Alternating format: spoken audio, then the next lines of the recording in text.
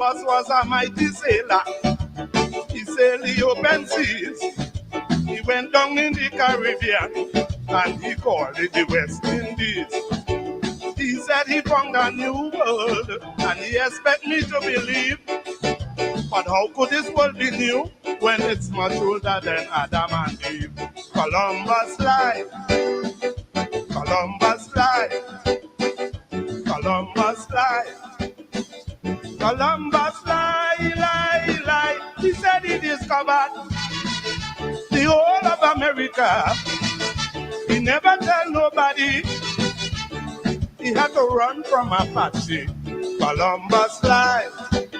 Columbus lied. Columbus lied so bad. I believe Columbus was mad. Oh, oh, oh, oh, oh.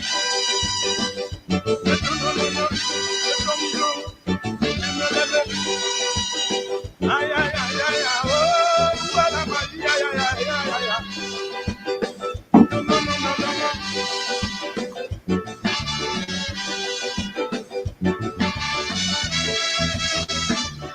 And the man with the Santa Maria was as brave as a man can be. He sailed down to Venezuela for another discovery. He said he discovered new lands, and he thought that I wouldn't know. He discovered a lot of Indians who discovered the lands before Columbus lied. Columbus lied. Columbus lied. Columbus lied. He took all the glory, oh yeah, for many discoveries. The truth of the story, those lands were discovered already. Columbus lied. Columbus lied. Columbus lied like hell. I am sure his head wasn't well. Whoa, whoa, whoa, whoa. Yeah, blah, blah.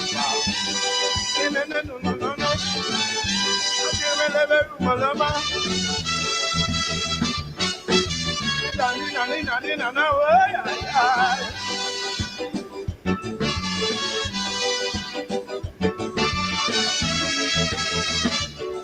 Nowadays you enter a strange land. They call you an alien. You got to explain to immigration what is your intention. Columbus didn't have to do that. It just didn't make no sense. His authority was a broad hat, and his passport was violence. Columbus lied. Columbus lied. Columbus lied. Columbus lied. He said he discovered, oh yeah. The whole of America. He never tell nobody. He had to run and hide from Apache. Columbus lied. Columbus lied. Columbus lied so bad. I am sure Columbus was mad.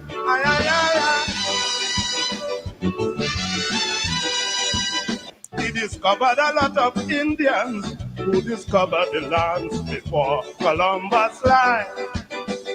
Columbus lied. Columbus lied. Columbus lied. He took all the glory, oh yeah, for many discoveries. The truth of the story, those lands were discovered already. Columbus lied. Columbus lied. Columbus lied like hell. I am sure his head wasn't well. Whoa, whoa, whoa, whoa. Yeah, blah, blah. No.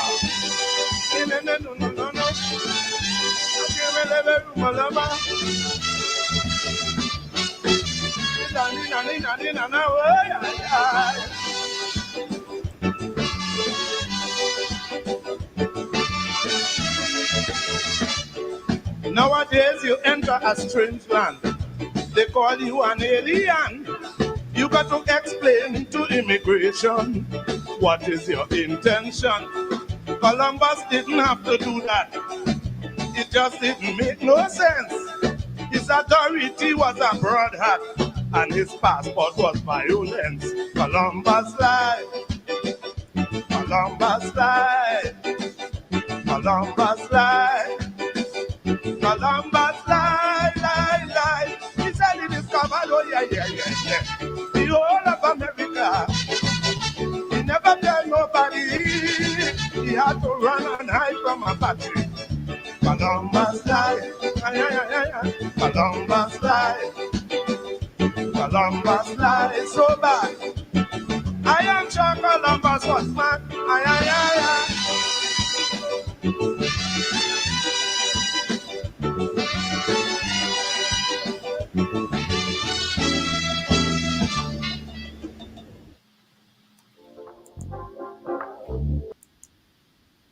Oh, yes, good evening, and welcome to today's edition of Politics 101. Columbus Lie, Columbus Lie, the mighty shadow, originally out of Tobago, Shadow, Winston Bailey, Columbus Lie, lie, lie, lie. The issue there of false narratives, false narratives, false narratives. That's the message. That's the message of that calypso, taking us down a tour of history. Christopher Columbus setting sail to the east, got lost, ended up in the west, landed in Hispaniola, saw beautiful places, and he called them the West Indies, since he had left to go to the east and got lost, and he landed there, he saw people, and he saw civilization. He called it the West Indies. He had to have seen people, because he also named it the Caribbean after Caribs.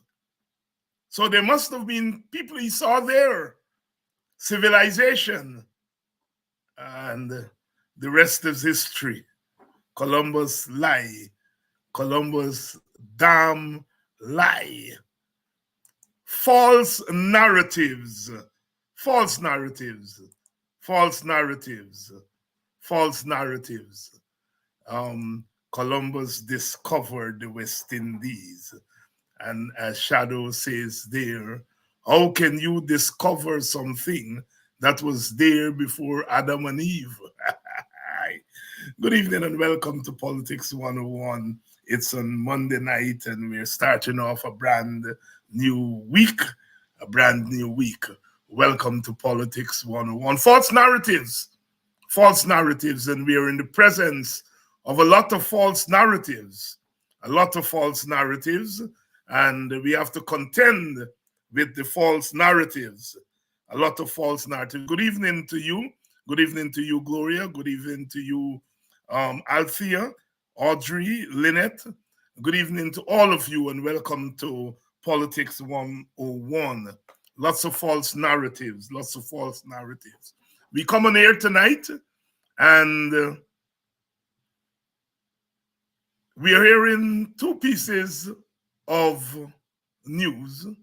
One, that the Public Service Union has written to the government, the Ministry of Labor, and they have indicated that they would like to go to collective bargaining. And then the teachers union said they met last week.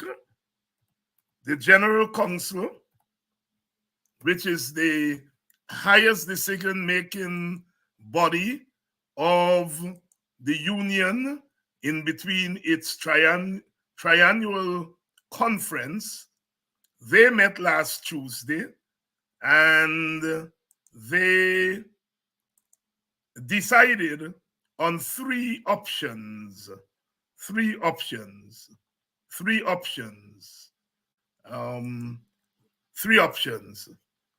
And they decided on, let me read it for you here. Let me read it for you here so that we make sure that we have it all right. All right. Um, uh, they decided on three options. The first option is to go on strike.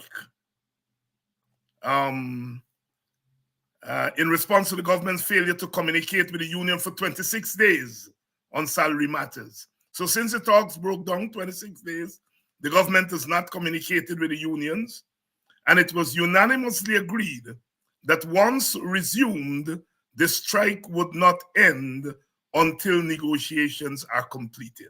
Let me repeat that. This is the decision of the General Council of the Teachers Union, the highest decision-making body in between the union's Congress. It decided the first response is that the failure to communicate, 26 days, no communication, that the teachers would return to strike, and that once resumed, the strike would not end until negotiations are completed. The strike will resume at a date to be announced by executives of the GTU. The second option, the teachers said, is that they would ideally press the government for a mutually agreed arbitration process. If the government is prepared to move to arbitration to decide on a salary package for educators, the union will take this course of action. So the second option is arbitration.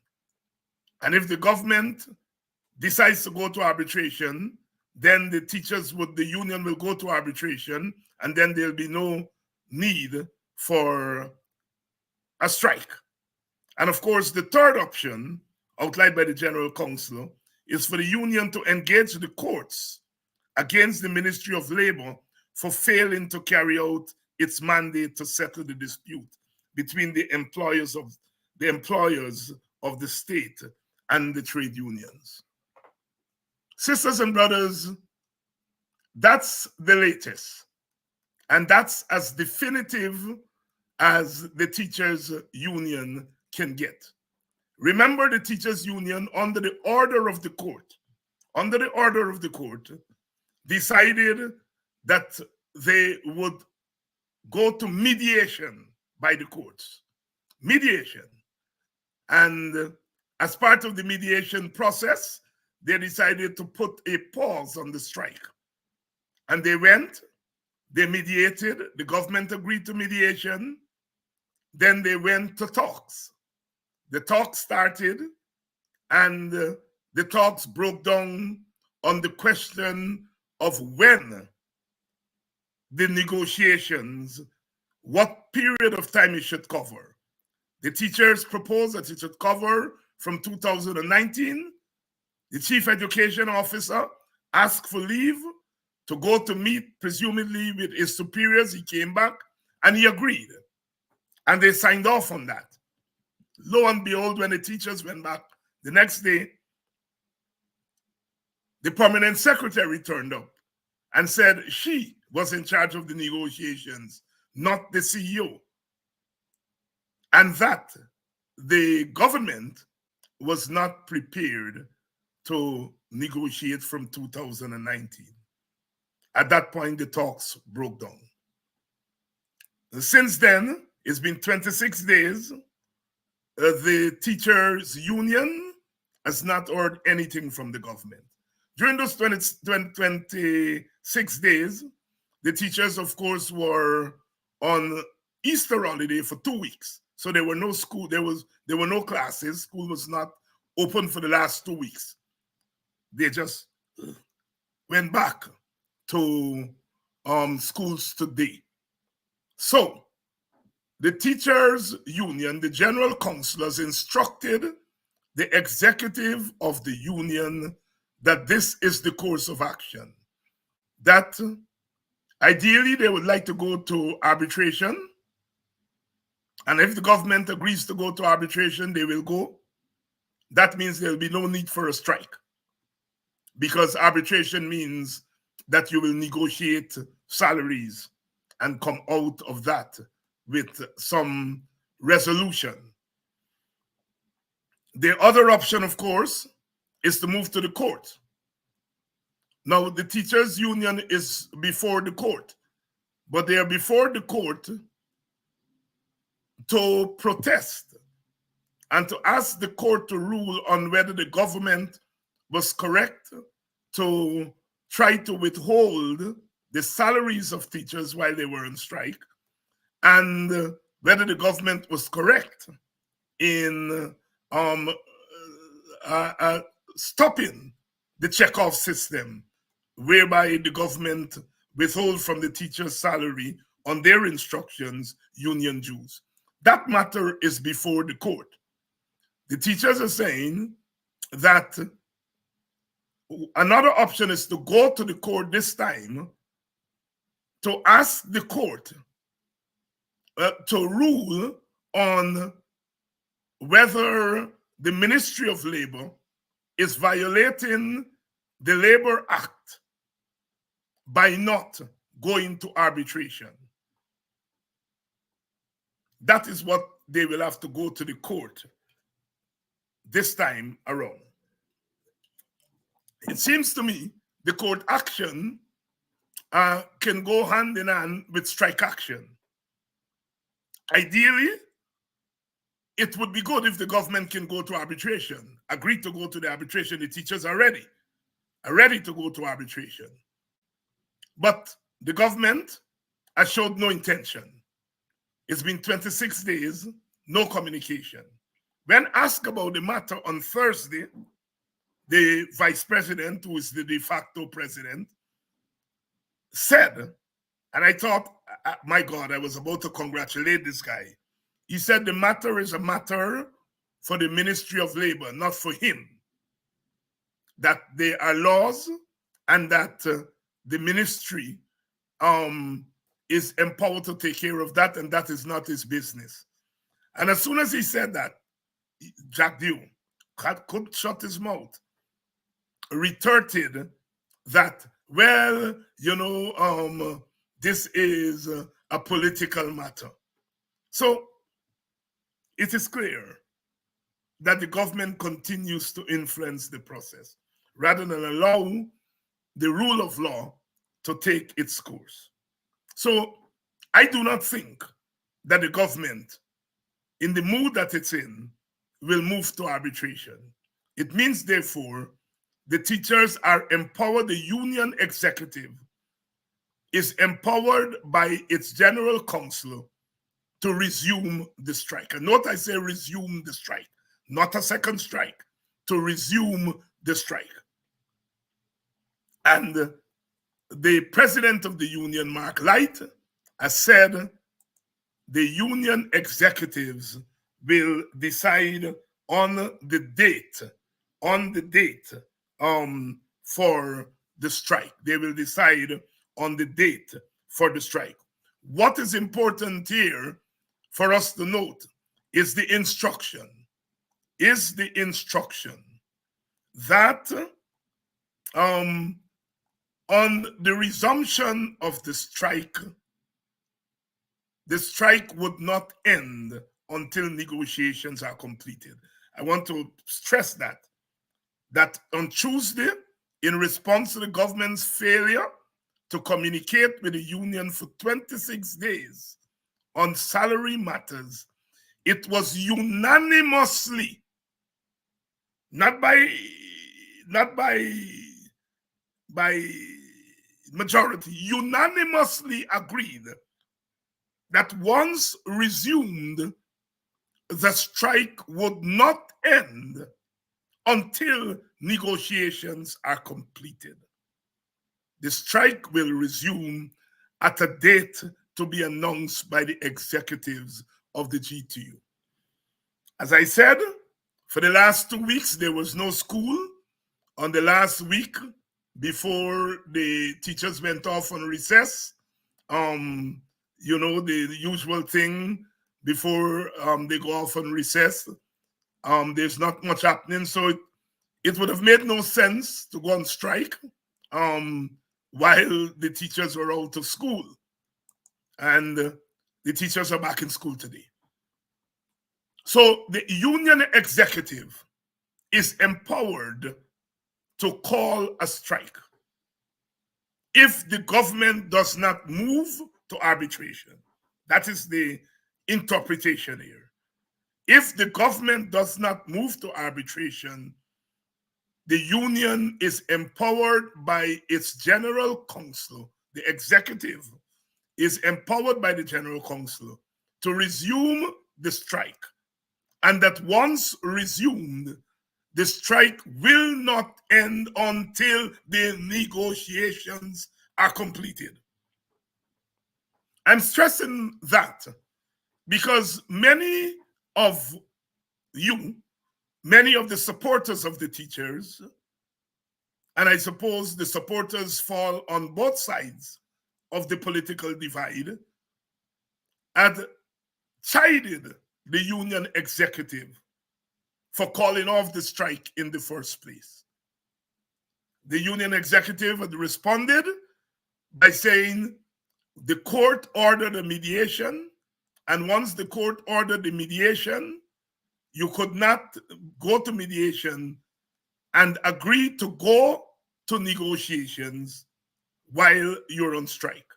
Many of you all didn't buy that and felt that either way, whatever happened, the teachers should not have come off. And some teachers felt that way. We don't have a measurement how many teachers felt that way. I had come down on the side of the union. I always feel that when you are dealing with the powers that be, you stretch them as much as you can. And you allow them to hang themselves. Now we know that the PPP doesn't like public servants. It doesn't like teachers. It wants to kick them around. It is part of their policy to treat the teachers like dogs. We know that. But in politics, you cannot ask the government to follow the rule of law, and you do not follow the rule of law. And the rule of thumb says that if you're going to negotiation, you can't be on strike. And the teachers' union was right to follow that procedure. They followed the procedure.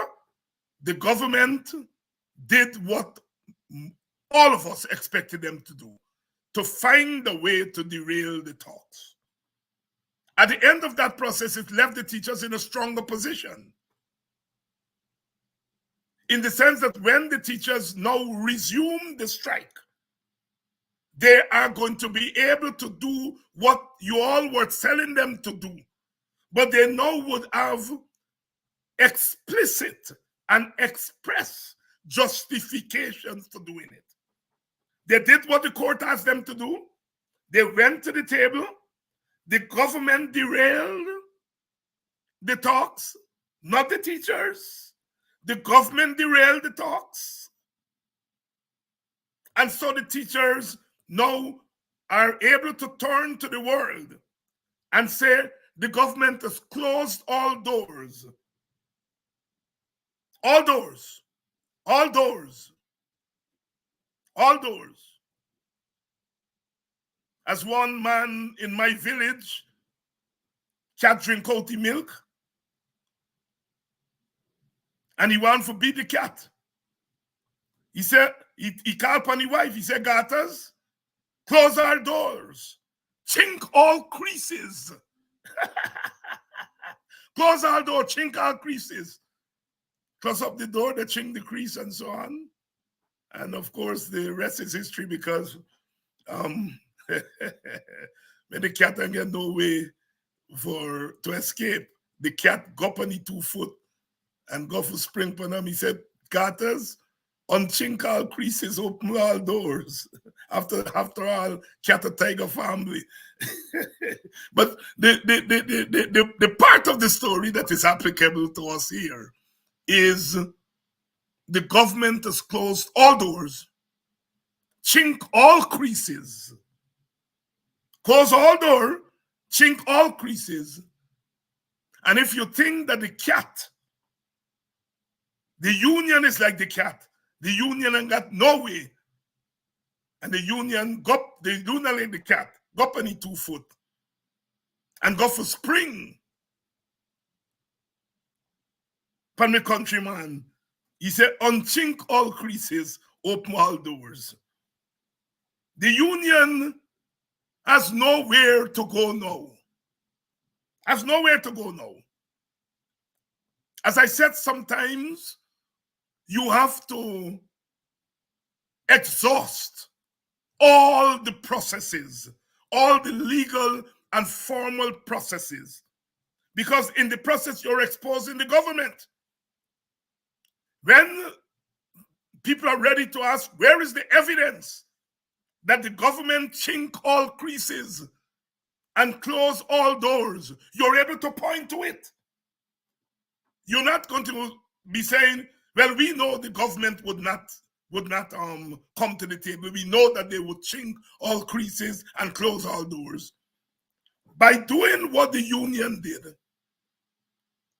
they let the government show its hand. Chink all creases, close all doors.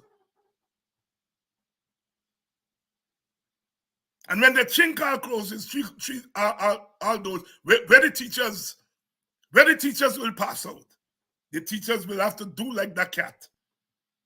Go up on the 2 foot for spring pan them. And then he said, Kalpan gatas, unchink all creases, open all doors. The moral of the story, the folk wisdom I am bringing to play here.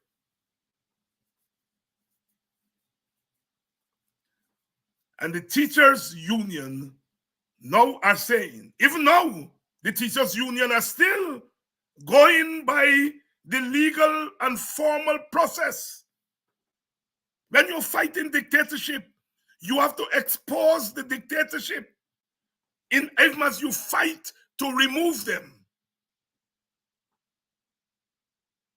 The union is still saying, ideally,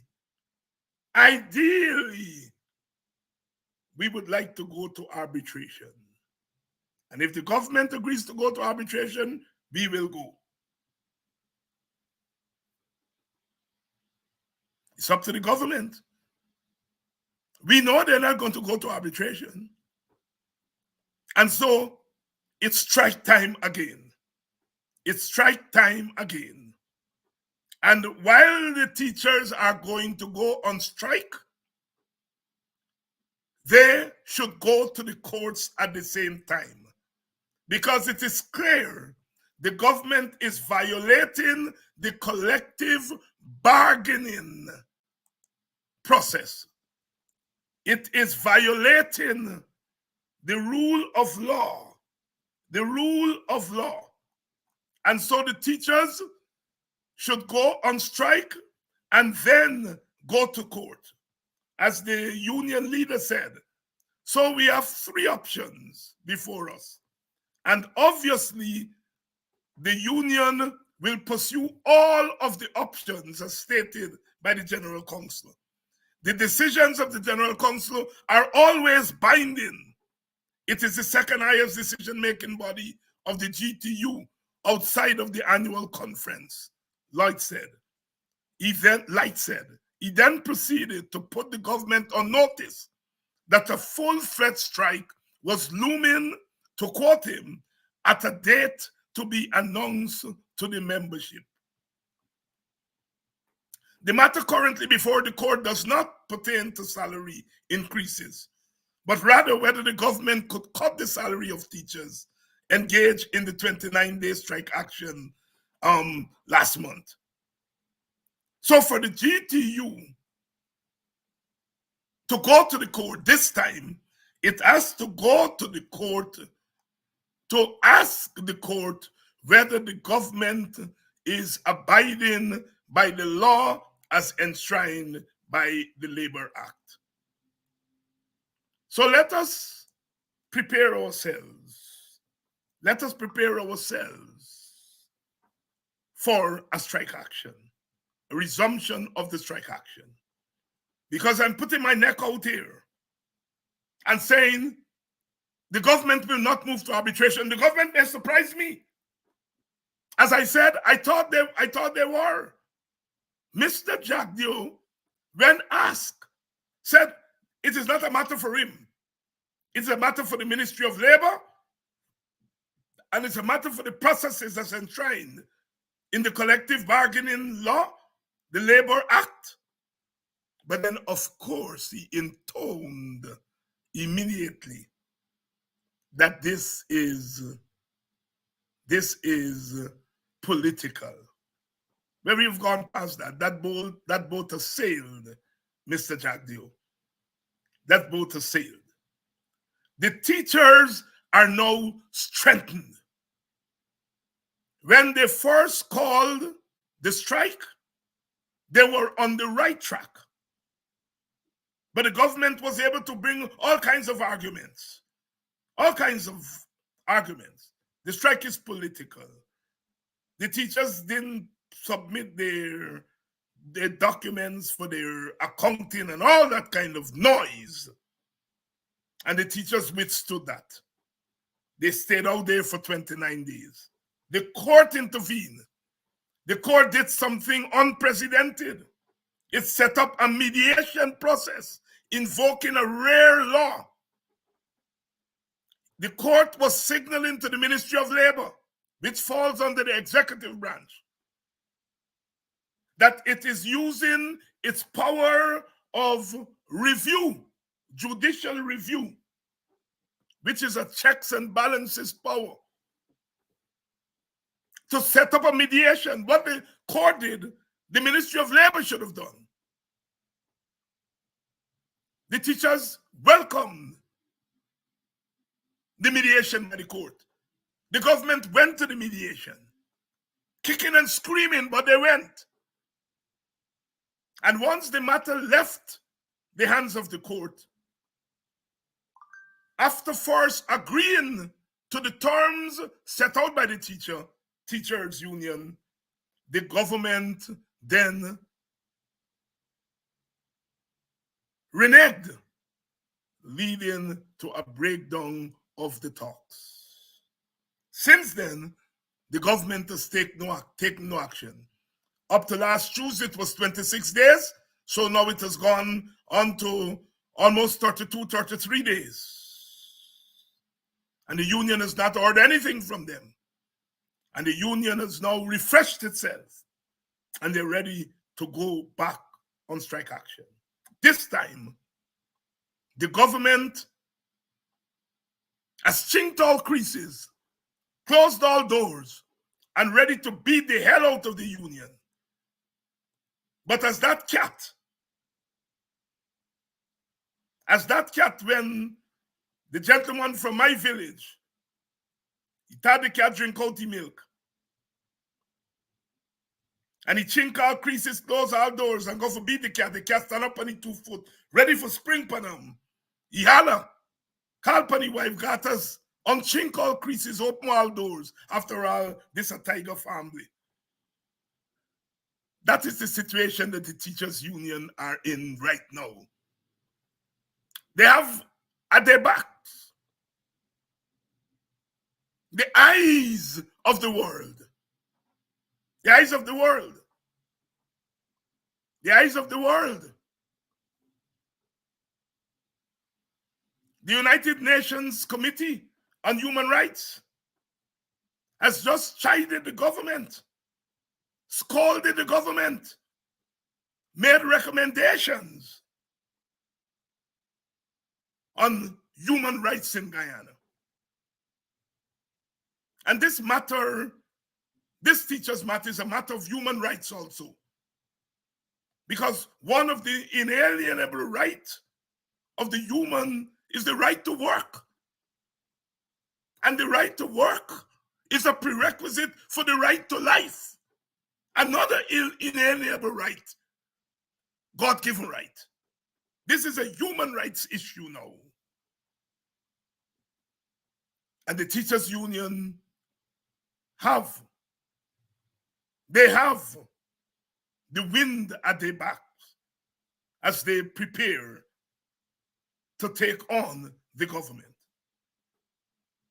As I said, I supported the union to come off the streets and call the strike off temporarily at the order of the court, because I believe that in struggle, you want to win over to your side all the forces that can be won over. You also want to obey the rule of law.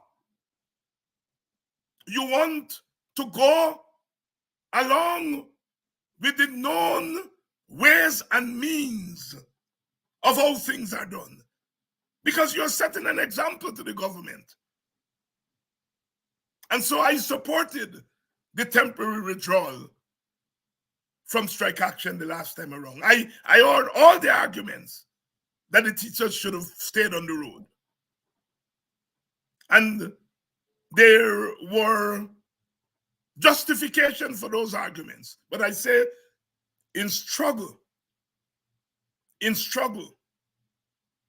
often you want to make sure that you have the upper hand, that you're weakening those whom you are struggling against. You're exposing them to the world. You're not acting based on how you think they will act. You allow them to manifest to the world how they will act. And they've manifested to the world. They fooled the court. This matter could go back to the court. The actions of the executive arm of the government will be noted by the court. The court set up the mediation. And the result of the mediation was the resumption of collective bargaining. The government agreed to the terms of reference that include negotiation of salaries from 2009. They agreed. And then for all the world to see, after agreeing at 2 o'clock, by the time, even before cock crow the next day, they pull out of their own agreement. All of that is evidence of the bad intentions of the government. You don't have to go and research it. It's there. The court is not going to ask the teachers, where is your evidence, when the teachers go to the court to challenge the government on the matter of collective bargaining. The government actions will speak for themselves. I always give the example. After 100 years of legal segregation in America, 1896, Plessy versus Ferguson, the Supreme Court ruled that black people in America may be equal under the 14th Amendment. But that 14th Amendment equality is a political equality, the court reasoned. It said, however, black people are socially unequal to whites. And if they're socially unequal to whites, in spite of the 14th Amendment, which gave them political equality, the fact that they are socially unequal means that they can't sit down the same place with white people. They can't eat the same place with white people. They can't go to the same school with white people. They can't go to the same church with white people. The Supreme Court then closed all doors and chinked all creases. Black people in America were legally and sanctioned by the highest court in the land. They were legally unequal. what is called the separate but equal doctrine. And in 1954, in the Brown versus Board of Education cases, almost 60 years later, the same Supreme Court ruled that it was unconstitutional for African Americans, for Black people in America, to sit in separate social settings or to operate in separate social settings. The court overturned itself in 1954. So what the court did was unchink all creases and opened all doors. And the court did not ask Thurgood Marshall and the other lawyers for evidence that Black people were second-class citizens. Between 1896 and 1954, the American system, political system, economic system, social system demonstrated that Black people were unequal. There was a case, I think, in Louisiana, where the court down there ruled that Black people could go to school, could go to a university, a law school. In this case, it was a law school. The student had applied and wasn't admitted. The court ruled that that student could go to a white law school so long as there's not a similar Black law school in his or her community. And there was no Black law school in her community. And they had to allow her to go to the white law school. And what did the law school did? It admitted her. But she could not sit in the same classroom with the white students. She had to go to the court, the city hall. And the professors will go there and instruct her by herself. So even though the court was opening the doors before 1954, the government was finding ways around. So by the time we got to 1954, as we said, the government played out all the trump and all the left with this joke in their hand. And the Supreme Court ruled that Plessy versus Ferguson was unconstitutional and put a legal end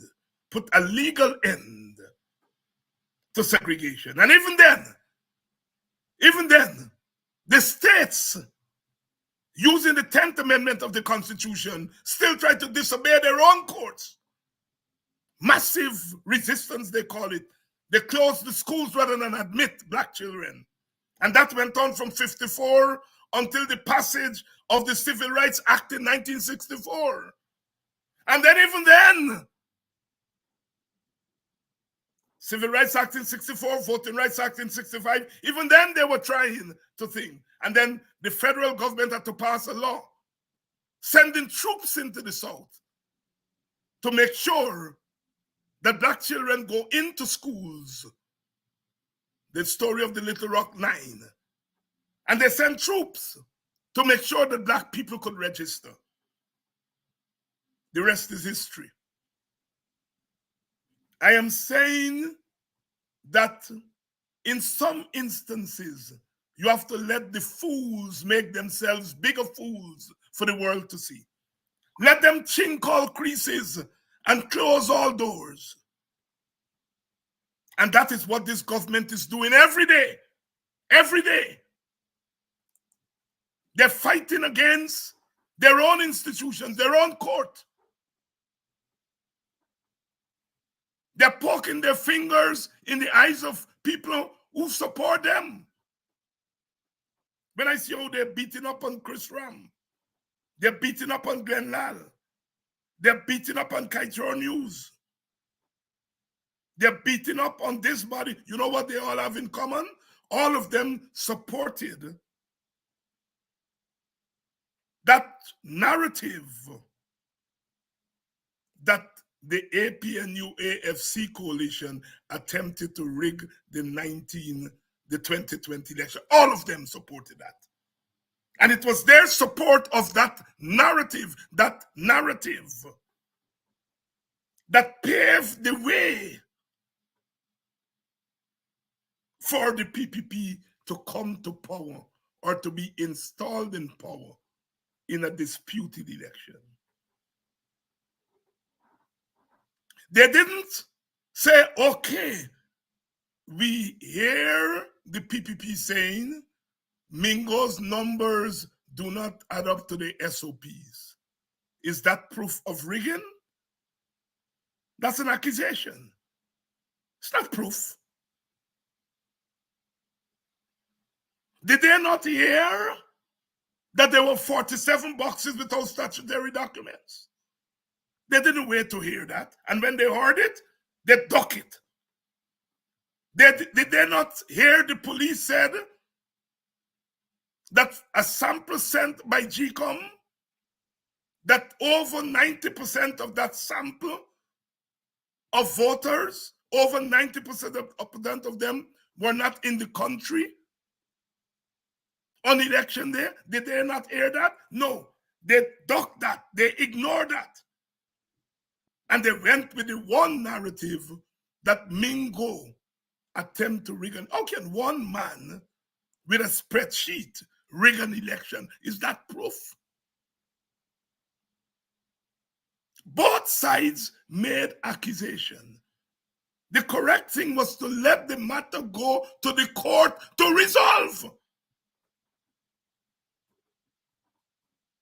But what they did, they pressured GCOM to declare the results in an election that was disputed. A disputed election go to the courts by form of a petition. That process was not allowed. They went against the rule of law and they installed the PPP. And now the PPP is cutting their asses, just as they're cutting the asses. But we expect them to cut our asses because we didn't go along with their narrative. Columbus lie. But my friends on that side, some of them are my friends. The Lals and the Rams and the Kaichor News and Stabrook News and some others whose name don't come to mind, they went along with the Columbus narrative. I am, to this day, I'm saying it here for everybody to hear, I do not know who won the 2020 election. I can't know. I heard accusations from the PPP that their SOPs didn't add up with what Mingo put. That is not enough for me. That is not enough for me. You don't tell me that and expect me to say election rigged. No. The other side, open the boxes. Something that don't happen in election. They forced GCOM to open the boxes. And when the boxes were opened, certain things jump out that are more believable. But even then, even though I see the evidence that come out of the boxes, I am still mindful of PPP's accusation. And I'm saying, take what come out of the boxes, take the PPP charges, put them before a court. And once the court adjudicate, if you don't like what the court say, you can appeal and so on. And well, I don't think you can appeal election petition results. But once the court adjudicated and we accept the courts, we have to accept what the court says. But to this day, the court has not sanctioned an accusation from both sides. To me, what came out of the boxes is more believable than just telling me one man with a bed sheet rig an election. What nonsense are you telling me? As Dick Gregory would say, what kind of fool you is to think that I will jump and say an election rig because you tell me a man with a bed sheet put up some number that don't go along with you're insulting my intelligence. I am not saying that you're wrong. I don't know. So to this day, I do not know who won the election. I am saying the 2020 elections were disputed and should have been adjudicated by the courts.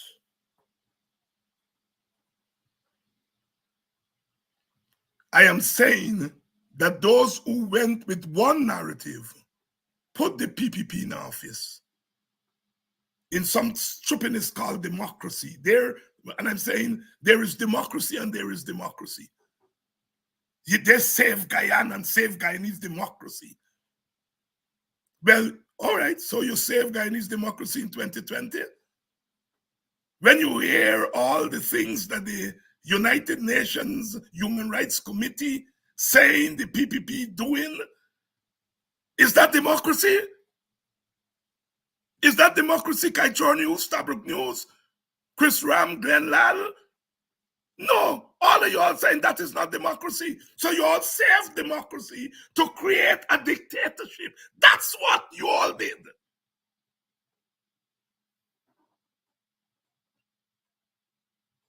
You all saved quote unquote democracy and in the process created a dictatorship. Oh my God.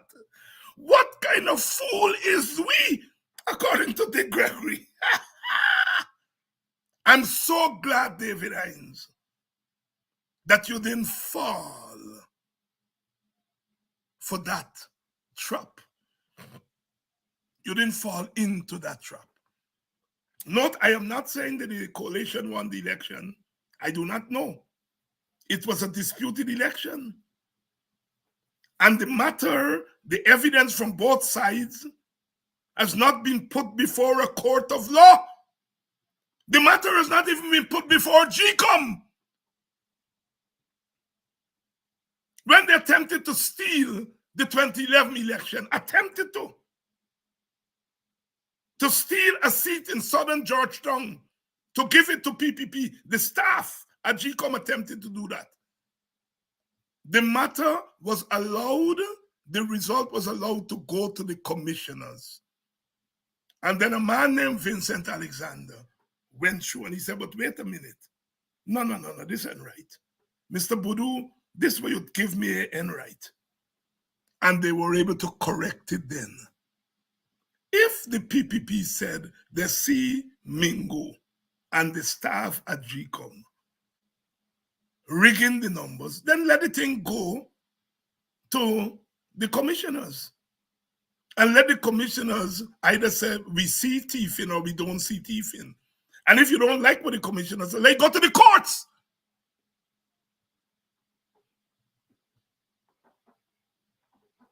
I do not know who won the election. I can't know. I was telling somebody, is it not strange that you're talking about rigging and all you can point to as your proof is Mingo and a bed sheet, and your SOPs don't go with what Mingo say? That's your only proof. Well, go to the court and make your argument. I was on the ground on election day, and I was between Manripo and Enterprise.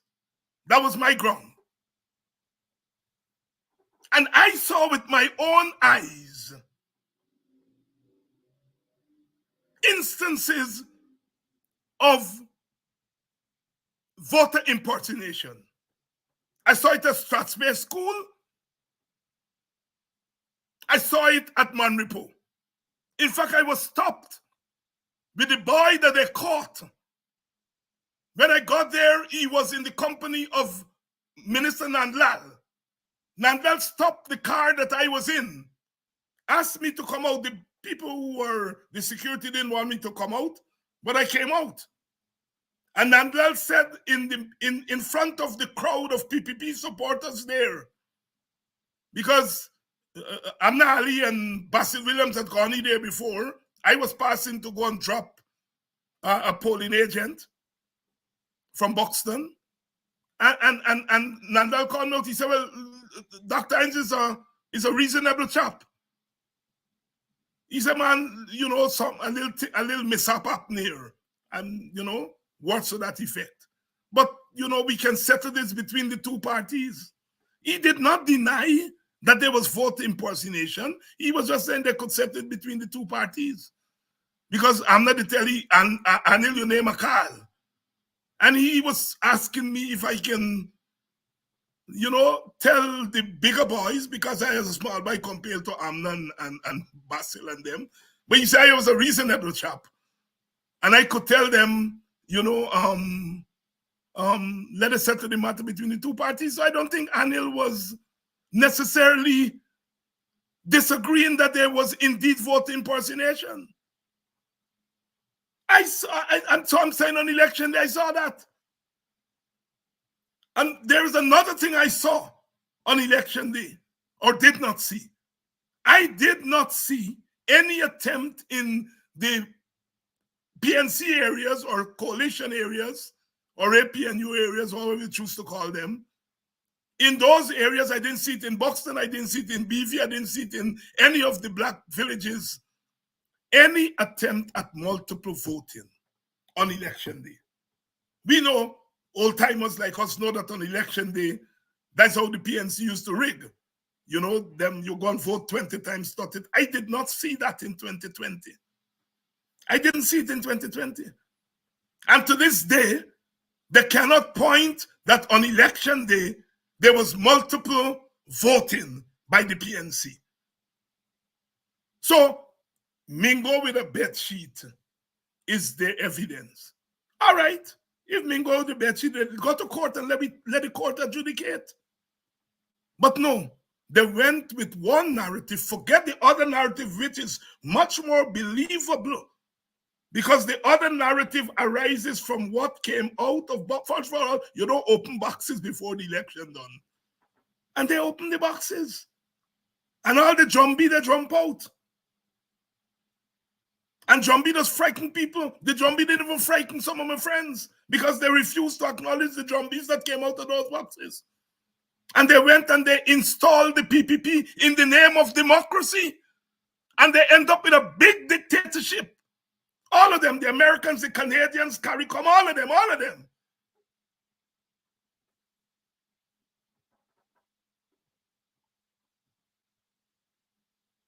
And now they're trying to manage the dictatorship, but before you manage, you got to call it a dictatorship. And they're edging, give us the evidence. Where's the data? That is why the hearings before the Human Rights Commission are so important. Those people did their work. They gathered their evidence. They didn't ask people for evidence. They put the evidence to Gail Teixeira. And they said, respond to this. Respond to this. And as I said, I was in Washington, D.C. when Rick Ford worked at that conference. When they said the people asked the opposition representative for evidence. As I said, there were two meetings. I didn't go to the first one. That was some MPs. I'm not an MP. I went to the second one. And those people never asked us for evidence. Yvette Clark gave an anecdote. She said, I know everything that goes on in Guyana. My hairdresser is a Guyanese, and every month I go for do my hair, I get a mouthful. And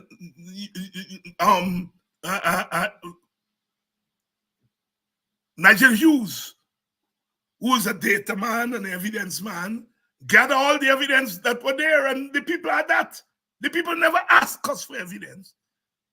The people said, if we are going to send a fact-finding mission, we will have to justify that to the State Department. It means we'll have to have all the information in one place.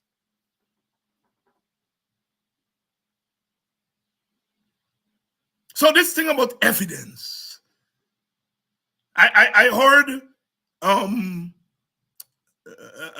Timothy Jonas, the lawyer from Anog. He's not one of my favorite persons because sometimes I think his conclusions don't necessarily support his reasoning. His reasoning, a lot of times, is very sound, but his conclusions.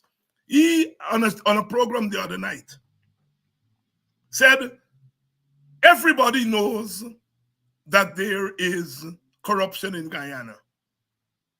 Everybody knows that there is corruption in government. Yet the government is asking to give us proof of corruption. And he, as a lawyer, he reasoned that if a man is engaged in corruption, will he come to you and say, here is the evidence of my corruption? And then he went on to say, those who are now asking for evidence of corruption, he said, I am asking them, where is the evidence of rigging in 2020? Now, he was one who went along that there was an attempt to rig.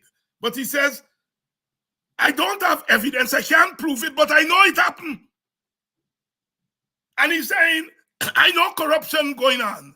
I can't prove it. Because the man who's engaged in taking bribe or giving bribe is not going to come to me and say, take bribe and I give bribe. And coming from Timothy Jonas, I could live with that. Give me the evidence. Give me the, I must give you evidence that you corrupt. So the teachers don't have to give evidence. They did what the court said. They went to mediation. They then proceeded to collective bargaining. The government agreed to the terms, then disagreed. And then the talks broke down. And for 26 days, the government has not said one word to those people. The government has closed all doors, chink all creases, like my countryman Bading. Bading tell you wife, he said, Gatas, close all door, chink all creases. Me catch a cat who would drink out the milk. And the poor cat wasn't drinking out the milk. His son didn't drink out the milk. But he blame a cat. He tells you, close all door, chink all creases. When a cat stand up, go for spring for them. Bading say, oh, Jesus Christ. God has unchink all creases, unlock all doors. After all, this is a tiger family. The moral of that story applies here. Mr. Bading, that was a hell of a man. You know, them chap then used to make joke, them big man. Bading complained, you know. He said, them little by a Kali Bading. He said, teacher, me don't mind they call me Bading, but all them a ring the ding.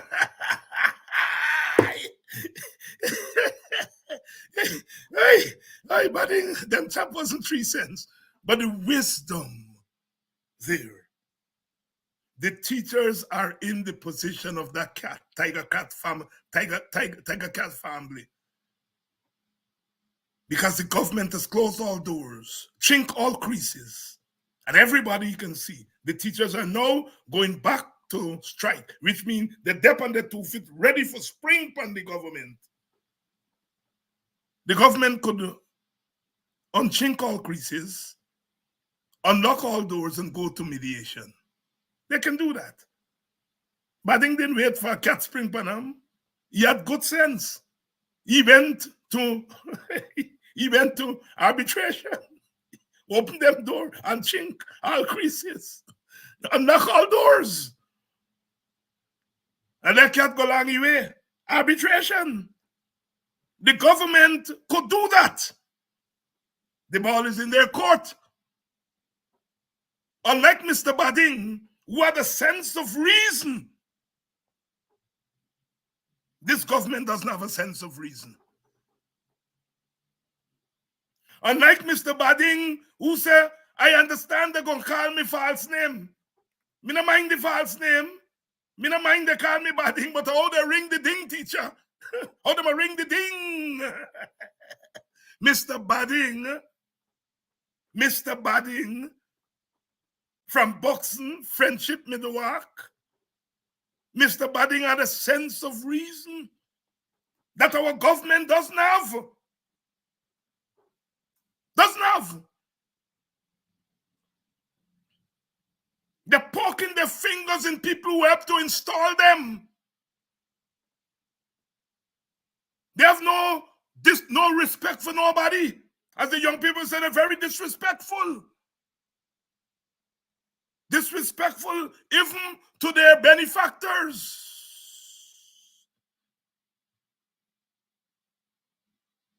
Disrespectful to the people who help to install them. Disrespectful to their own supporters.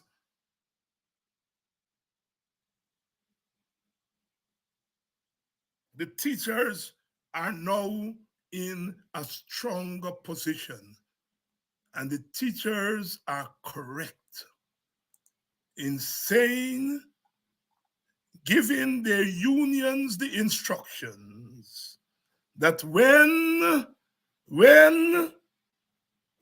the strike is called, when the strike is called, once the strike resumed, the strike would not end until the negotiations are completed. That is what most of the supporters of the teachers wanted in the first place. But sometimes you have to wait out the government and expose them. Now the union is being instructed to do what you all were saying they should have done a month ago. We eventually got there. We hope that we would not have gotten here. We would not have gotten there. But the government lack of reasoning has gotten us here. It's a full-fledged dictatorship. My friend Henry Jeffrey says it's autocracy, dictatorship. And they have to be. They have to be.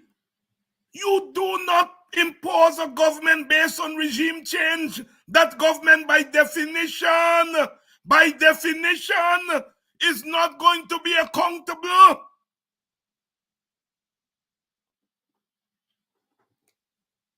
Mandela said it. He said in 2020, it is a triumph of good over evil. The PPP is good. The rest of us are evil.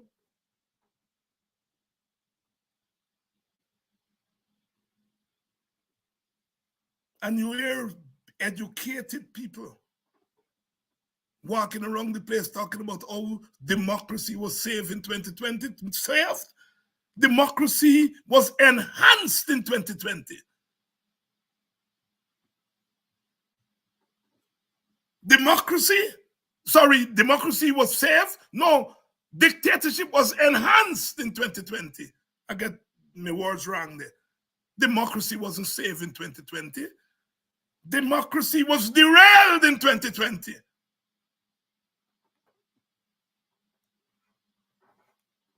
But people walk around. My friend Freddie Kissoon and others of that ilk, they walk around with that nonsense in their head. Walk around. That somebody they save democracy. What democracy? What democracy you save?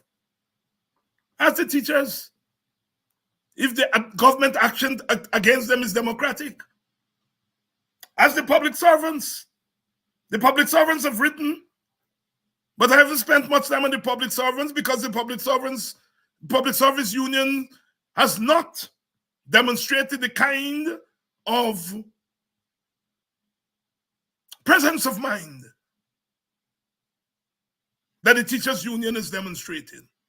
The public servant has to prove to us some intent. This is the second time the public servants have written to the government. The first time they wrote to the government, they didn't do anything. They write again, people are not paying them any mind. I am not saying I'm paying them some mind, but I'm saying I am not talking about their case now because they have not shown any intent. They have not shown any intent. They have not shown any backbone. They have not shown any backbone. And until they show some backbone, we have to wait and see. But the teachers union has shown backbone. Has shown backbone. They have shown backbone. And that is why we are helping to prosecute the teacher's case. Helping to prosecute the teacher's case. So sisters and brothers, that's where we are. That's where we are at this time. Let us buckle up. Like I said, they can do what Mr. Badding did. They can say, when they see the cat on the 2 foot, when Badding see a cat on the 2 foot, he said, this is time to go to arbitration. Unchink all creases, close all doors. After all, this a tiger family. The government can say the same thing. Can say, after all, the teachers are on the right track. Teacher George Young, you know, them by used to go a TV cigarette and thing. So he a smart man, you know, he sprinkle corn flour upon the floor. So when them buy go for thief, and when he come home, he go see the footprint and he know them by, and he go know who been there for TV cigarette. And then by more smart than them. You know, they used to take tin in cup and put string, and then you walk on the tin in cup. There's a thing we used to do as little boys and little girls. Well, them by do that, and they walk on the corn flour, go and TV cigarette and go away. When he come and he not see footprints. He see the tin cup print. He call out on the neighbor, Miss Nora, oh Jesus Christ, take a cat bring here. Now people been here. Them by smart them by put the foot on the tin cup and walk on the corn flour. So the print left like a cat foot. He said, Nora, oh Jesus Christ, take a cat been in my house here.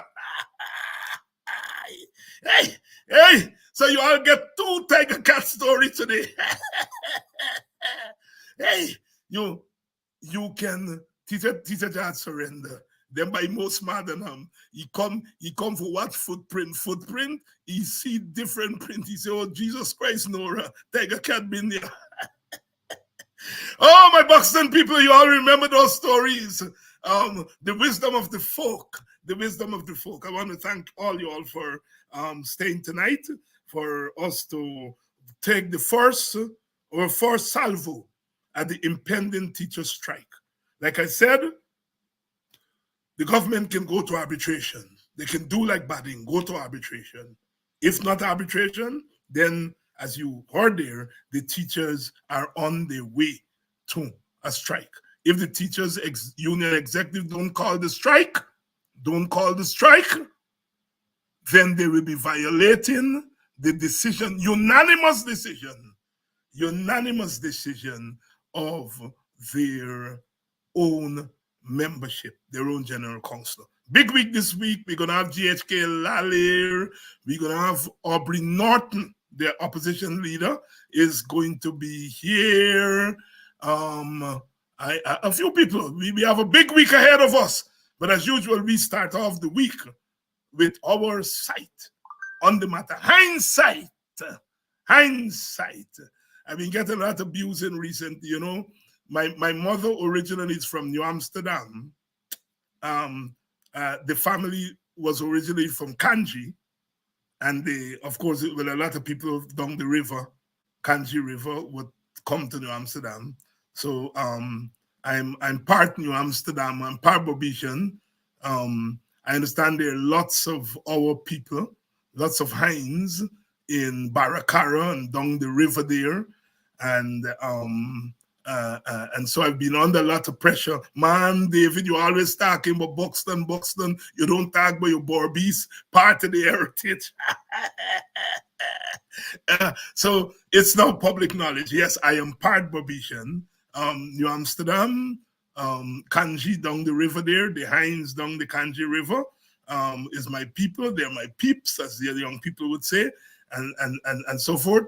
My mother left when she was an infant, so we have to really go back, and over the years we've been able to reconnect with some family and so forth. But yes, I am part Bobitian. I am part Bobitian. But you know the Buxton thing in you, I was born in Buxton, of course. And of course, Buxton get a hole on you, the hole on you. But yes, I am part Bobitian. Good night. Good night. And I'll see you all tomorrow. Tomorrow.